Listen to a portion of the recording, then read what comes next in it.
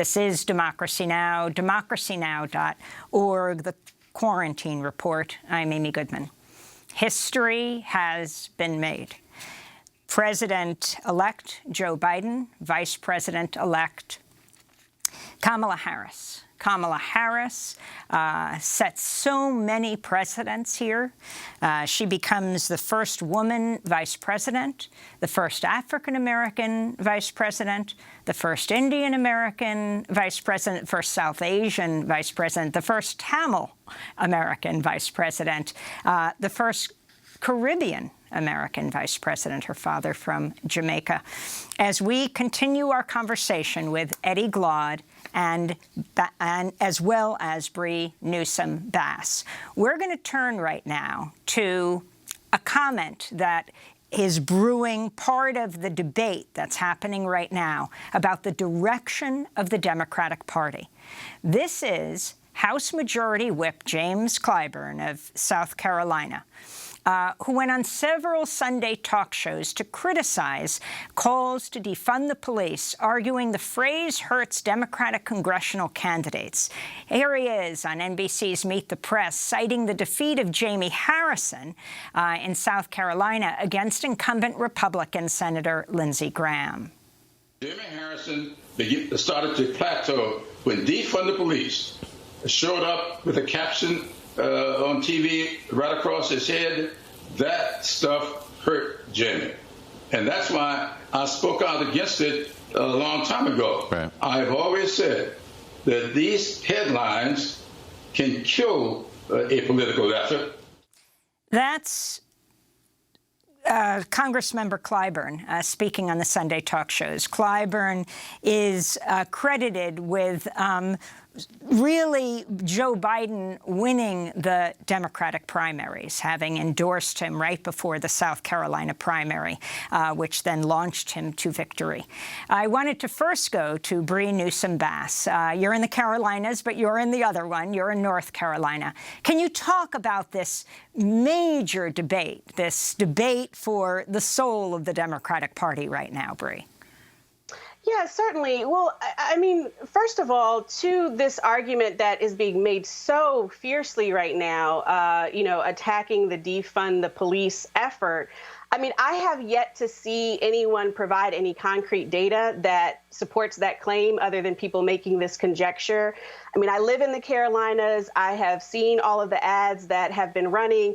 I mean, they were also running a lot of ads trying to tie Jamie Harrison to Hillary Clinton and Nancy Pelosi. So, I mean, unless someone is showing data that can really show that, one or the other is what led to Jamie Harrison specifically plateauing in South Carolina, which is a deeply red state, was an uphill battle against, Lindsey Graham to begin with. I frankly don't give that a whole lot of weight. And I think, again, we cannot gloss over the racial aspect of this whole situation. So we're talking about a situation where the Democratic leadership is making the claim, simultaneously making the claim that we need to reach across the aisle, we need to engage in bipartisanship with the party that is not acknowledging the election results, the party that just tried to prevent us from having a free and fair election, the party that engaged in rampant voter suppression, disenfranchisement and intimidation, and particularly in communities of color, the party that is completely opposed to the idea of our existence, the party that is essentially advocating a form of genocide through medical neglect that has been, ravaging our communities. And so we can't just gloss over when people are saying that the path forward is to build with Republicans and at the same time to essentially demonize, make a boogeyman of Black activism and Black causes. Ro Khanna is exactly correct. It is the organizers, the same exact people who have been organizing Black communities around issues that impact us, that mobilize those voters for the Biden-Harris win. I've also seen people making reference to progressives as being the ones who are being divisive, or, ending the truce within the Democratic Party. And it's quite the opposite.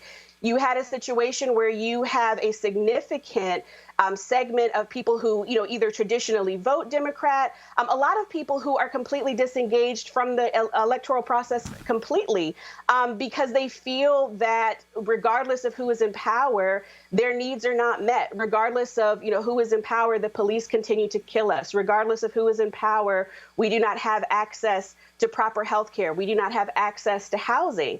So you had a lot of organizers who had to do a lot of heavy lifting to convince folks that it was worthwhile simply to get Trump out, to mobilize behind Biden and Harris. And that's why you got Georgia turning out as it did. That's how you got Arizona, turning out as it did. So in my view, for anyone to look at the election results and for the takeaway to be, we need to figure out how to appeal to the Lindsey Graham voters and, and the deeply red districts, as opposed to recognizing that there's an entire electorate that is younger, that represents, where the electorate is going. It's younger, it's more diverse. It can win you states in the South. This is the argument that Stacey Abrams has been making for quite some time. Instead of looking at things and saying, how can we invest more in Black and Indigenous and people of color organizing? How can we, really look at those issues? This is, again, going to what Rokana was saying. I mean, politically, that makes a lot more sense than saying, how do we tap into the electorate that lost the presidential election, the electorate that is shrinking, and then morally, the electorate that opposes democracy, because they are more committed to racism than they are to the idea of a democracy that allows everyone to participate. So, again, I just think that we cannot gloss over. And yes, I recognize, of course, that James Clyburn is a longstanding,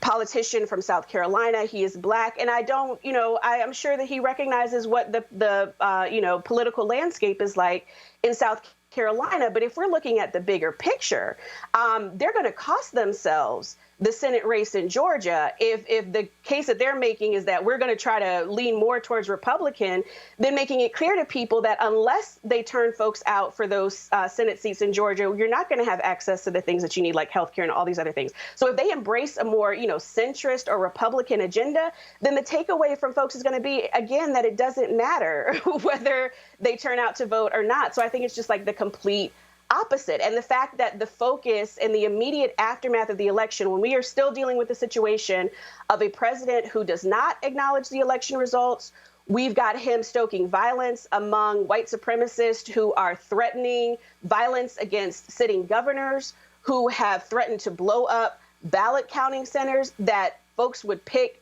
defunding the police as the target, as the threat, as the danger. When you're talking about communities that are still being killed by police and still turning out to support this party in spite of that, complete opposite direction of where they should be going. That brings us to Professor Eddie Glaude. Professor, you tweeted this quote from James Baldwin: "It has always seemed much easier to murder than to change, and this is really the choice with which we are confronted now." Explain. Well, there's a sense in which the reckoning that we find ourselves involves the question of whether or not we're going to fundamentally embrace the idea that we are a multiracial democracy. And the history of the country suggests that we constantly, when faced with that question, will double down on violence. That white America will choose violence to defend its way of life, to defend those noxious assumptions that have in some ways led to the organization of our way of life predicated upon this idea that white people ought to be valued more than others, that they will in fact, exact a certain kind of violence to defend that view. And so Baldwin in this moment is kind of marking this, right? That is, America is always talking about it changing, but it never changes, right? And so what's so interesting about the conversation around the Democratic Party is that it's actually insane, right? That we would think that the way to respond to the scale of problems that we confront as a nation is to hearken back to an older form of politics that is DLC, third way democratic politics that seems to try to triangulate and appeal to this Reagan Democrat that they are so obsessed with as a way of responding to this problem. It makes no sense that we would go back to the politics that actually produced Trumpism in the first place. That's the first point. The third point is this. We can't allow these folk to disentangle Trumpism from the Republican Party. I think this is what Bree Newsome Bass is trying to suggest to us. We can't allow them to disentangle these two things. They are one and the same. So what are you asking for when you talk about reaching across the aisle? What are you asking us to do when you talk about reaching across the aisle in unity? We won't do that again. That's not going to happen this time. And then lastly, we need to get beyond, I think, these narrow labels. The politics is much more muddled, right? We need to get beyond these narrow labels. We need to get beyond big government and small government and smart government and get to transformational government. We need to understand what defund the police means. Budget your values. Budget your values. That's what it means at the heart of it, right? Why are you spending 60, 70% of your municipal budgets on policing when you have education, social services, and the like? Stop lying. Stop lying. And then what we need to pay attention to, lastly, I'll say this real quickly. We need to pay attention to who Biden appoints as his Secretary of Treasury. If we get another Rubinite, if we see someone in that tradition, we know what we got. And so remember, we celebrate yesterday and the day before, but today begins the hard work. The problems of this nation require us to break from the old frames. And we will not allow Clyburn. We will not allow Kamala Harris's symbolic insignificance. We will not allow the threat of Donald Trump to get us from seeing that that is the issue. We have to break the political frame that got us in this mess in the first place. I wanted to ask you, Professor Glaude, black male voters, a lot of being made of, came out in higher numbers for Trump this time than last time. But my colleague, co-host Juan Gonzalez, did a brilliant analysis of the information that's come out on who voted in this unprecedentedly high turnout campaign, the highest in absolute history. Now, what it looks like at this point, as he was pointing out, white voters did not increase that much. That meant people of color increased. Yes, there were more people of color who voted for Trump, but overwhelmingly more who voted for Joe Biden and Kamala Harris. Apparently, many people are concerned about, well, I mean, obviously many people are concerned about how close the election was. Trump winning possibly about, at this point, 57% of the white vote. And you, in your piece in Time magazine, said alongside the details of policy and the particulars of governing a deeply divided country, Biden will have to confront what Donald Trump refused to face, that our way of life is broken. Can you end with that? Sure. I think, we have to deal with the reality of our dead. Close to 240,000 Americans are dead, and there's no communal public rituals to acknowledge the collective grief and individual sorrow that we're experiencing. We have to deal with loneliness, and what does it mean for us to be stuck in our homes and hidden behind our mask, where social interactions kind of overdetermined by the specter of death and the virus. And then, of course, the principal issue is selfishness. That you have folk who have been simply given up stake in the American life for their own selfish ends. And so when we look at those numbers among black men and Latino men, we can say that, the epidemic of selfishness doesn't end at the doorstep of white people. And so you have people who are concerned about their 401ks, concerned about their own individual self-gain, individual self-interest. And so these folk have opted out in some ways of any robust conception of the public good. So we're going to have to deal with death, loneliness, and selfishness, and how it poses, I think, an existential threat to our democratic way of life. But, everybody's bringing up black men. When you look at black folk, when you think about what happened in Atlanta, when you think about what happened in Milwaukee, when you think about what happened in Detroit, when you think about what happened in Philly, you see that the path for Biden-Harris ticket to get to the White House through black America, black men voted at 80+%. They need to start talking about why white women have voted at 56% for Donald Trump, given what he's done. But again, who's at the center of the gravity of our politics? Who are folks thinking about all the time in a certain sort of way? These numbers will allow us to drill down at some point, but we need to understand the reality for what it is. Last 30 seconds, Bree Newsome Bass.